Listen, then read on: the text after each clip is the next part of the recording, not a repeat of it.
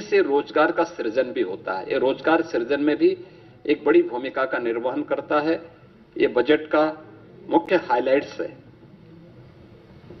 आपने इस चीज को बजट में देखा होगा। बजट भाषण जब वित्त मंत्री जी पढ़ रहे थे तो उस समय भी आपने इस बात को गौर किया होगा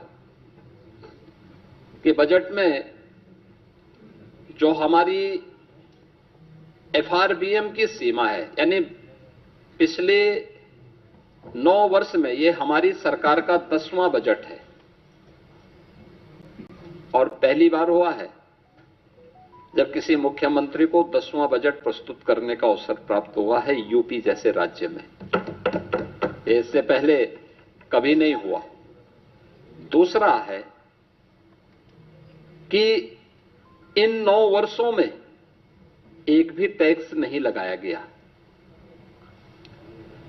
तीसरा है यूपी के अंदर जो भी कर चोरी थी, लीकेजेस थे, इन सबको रोक करके कुशल वित्तीय प्रबंधन के माध्यम से बीमारू राज्य से उत्तर प्रदेश को भारत की अर्थव्यवस्था का एक ब्रेक थ्रू के रूप में प्रस्तुत करते हुए रेवेन्यू सरप्लस स्टेट के रूप में प्रस्तुत करने में सफलता प्राप्त हुई है। 2017 में जिस राज्य में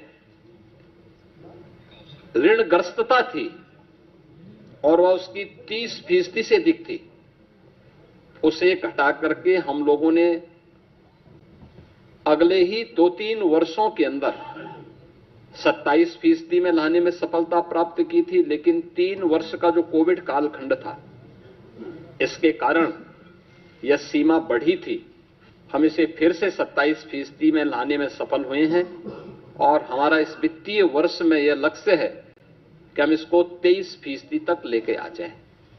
यानी जो रिजर्व बैंक ने तय किया है कि किसी भी राज्य की जो कुल जीएसडीपी होगी उसकी 30% से अधिक ऋण उस पर नहीं होना चाहिए। उत्तर प्रदेश देश के उन राज्यों में है जिस राज्य के पास जो भी एफआरबीएम की सीमा तय की गई है उसके अधीन उत्तर प्रदेश ने अपने वित्तीय प्रबंधन को रखा है और उत्तर प्रदेश की ऋणग्रस्तता उसी के अधीन उत्तर प्रदेश के अंदर देखने को मिल रही है।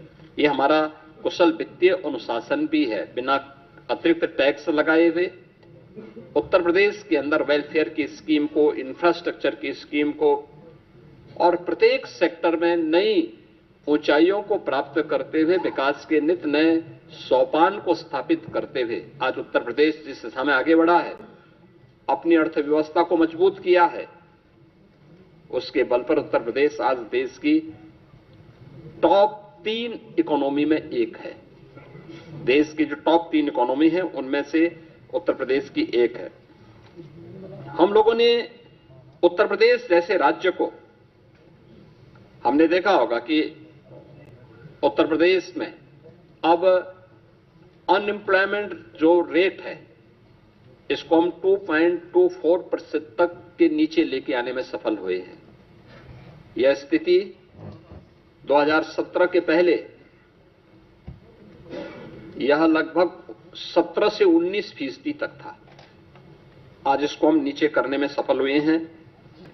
जॉब लेड ग्रोथ को लेकर के हम लोगों ने इस पूरे बजट की जो हमारी सोच है, युवाओं के प्रति समर्पित भाव के साथ जो भी ग्रोथ हो वह उनके एम्प्लॉयमेंट को लेकर के भी हो और युवाओं के एम्प्लॉयमेंट पर विशेष रूप से ध्यान देते हुए एमएसएमई, स्टार्टअप, ओडीओपी और स्थानीय उद्यमियों को विकसित करते हुए बृहद निवेश की नई योजना के साथ उत्तर प्रदेश को इन्वेस्टमेंट डेस्टिनेशन के साथ एम्प्लॉयमेंट जनरेटर के रूप में भी एक बड़ी भूमिका के साथ आगे बढ़ाने का तय।